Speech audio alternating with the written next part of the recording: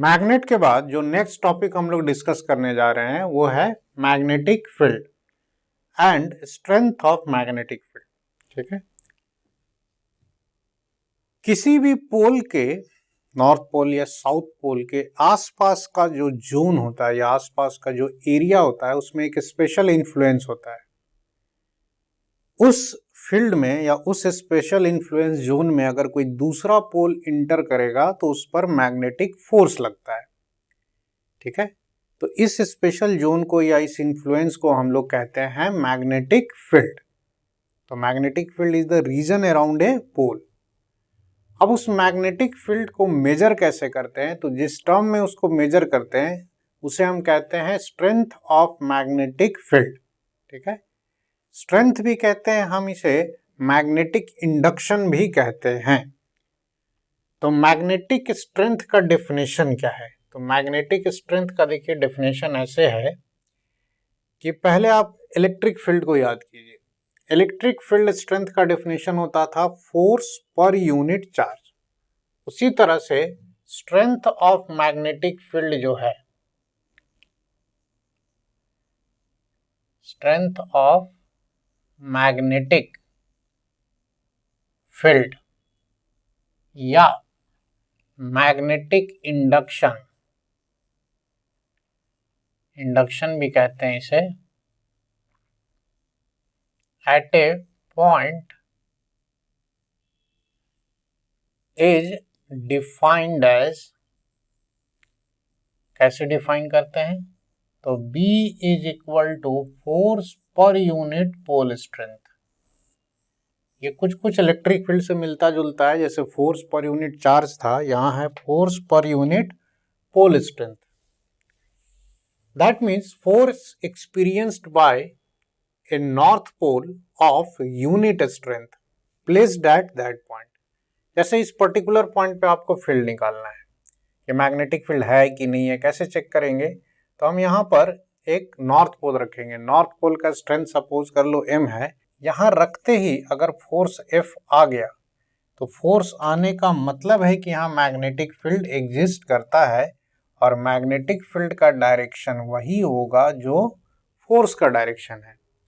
तो force per unit pole strength both in magnitude and direction. अब इसका unit क्या होगा? ये वेक्टर है तो साफ साफ दिख रहा है, तो जो फोर्स का डायरेक्शन है वही इसका भी डायरेक्शन होगा। अब इसका जो यूनिट होगा, ये देख लें, फोर्स है यूनिट न्यूटन और पोल स्ट्रेंथ का था एम्पियर मीटर। इसे हम लोग टी लिखते हैं। टी का मतलब होता है टेस्ला। ठीक है, अगेन ये साइंटिस्ट के नाम पे है। तो Tesla is the unit of magnetic induction या मैग्नेटिक फील्ड स्ट्रेंथ। अब अगर ऑलरेडी कहीं पर मैग्नेटिक फील्ड दिया हुआ है कि magnetic field we know exist at this point, तो ऐसे केस में अगर हमारे पास नॉर्थ पोल है तो नॉर्थ पोल पे जो फोर्स लगेगा वो इसी के डायरेक्शन में लगेगा, बी की डायरेक्शन में, and that force can be written as mb, F equal to mb।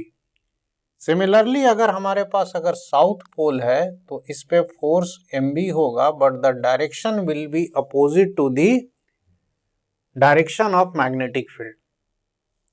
आपको इलेक्ट्रोस्टैट जैसा ही लग रहा होगा। इलेक्ट्रोस्टैट में जैसे प्लस क्यू और माइनस क्यू का बिहेवियर होता है, उसी तरह से ये पॉजिटिव और ये नेगेटिव पोल है।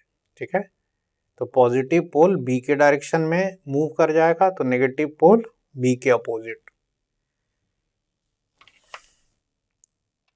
अब यहां पर हमने बी का डेफिनेशन पढ़ा, अब बी का कैलकुलेशन भी पढ़ना हमें। तो चूंकि अभी फिलहाल हम लोग मैग्नेट पढ़ रहे हैं, तो हम लोग पहले पढ़ेंगे कि what is magnetic field due to a monopole.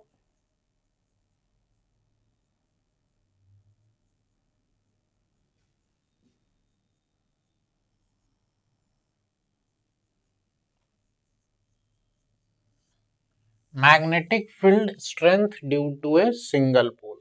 हमारे पास कोई एक सिंगल पोल अगर है m, तो इससे r डिस्टेंस पर यहां पर जो b होगा वो क्या होगा? तो that b is radially outwards.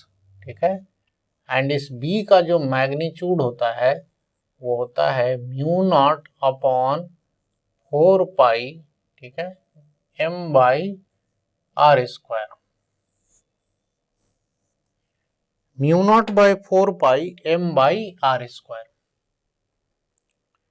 m हो गया पोल स्ट्रेंथ, r हो गया distance of this point from the pole. यहां देखिए हमने सिंगल पोल लिया है। Now this is a new term mu naught by 4 pi. Mu naught is called permeability, permeability of free space, या यूं कह लें वैक्यूम। वैक्यूम का ये एक फैक्टर है जो ये डिसाइड करता है कि उस किसी भी मीडियम में मैग्नेटिक फील्ड के स्ट्रेंथ क्या होगी। ये हर मीडियम में अलग अलग आता है। फिलहाल हम लोग हर जगह वैक्यूम लेंगे और बाद में जब हम लोग मैग्नेटिक प्रॉपर्टीज पढ़ेंगे मटेरियल की तो उसमें इस म्यू के बारे में और डिटेल में डिस्कस करेंगे। कैलकुलेशंस के लिए म्यू नॉट बाई 4 पाई की वैल्यू हमेशा आपको फिक्स रखनी है। म्यू नॉट बाई 4 पाई का जो वैल्यू होता है वो होता है 10 का पावर -7। यूनिट का जहां तक सवाल है, this is tesla, this is metre square and this is ampere into metre.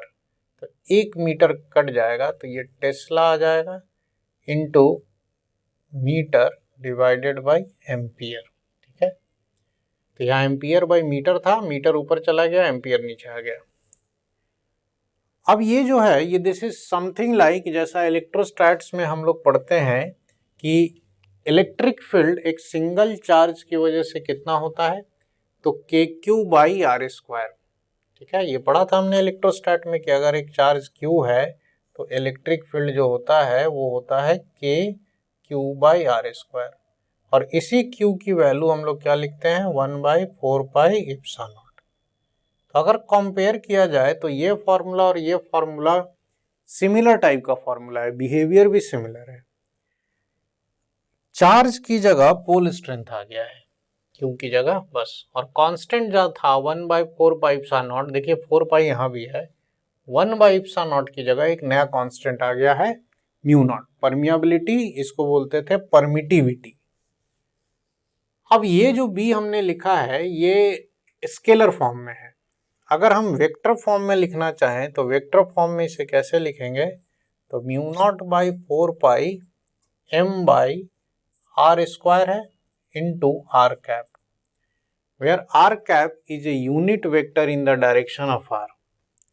जब वेक्टर फॉर्मूला यूज करें तो पोल स्ट्रेंथ साइन के साथ लिखेंगे, नॉर्थ पोल का पॉजिटिव, साउथ का नेगेटिव। बट स्केलर फॉर्मूला में हमेशा यहाँ पॉजिटिव वैल्यू लिखेंगे क्योंकि we are interested in magnitude only. यहाँ पे डायरेक्शन चेंज हो जाएगा अगर प्लस माइनस होगा तो। इसे हम चाहें तो mu naught by 4 pi m और r कैप को वेक्टर r बाई r करेंगे तो we can write is r cube into simple vector r। तो ये फॉर्मूला वेक्टर फॉर्म में यूज करेंगे, अदरवाइज हमेशा हम लोग ये फॉर्मूला यूज करते हैं।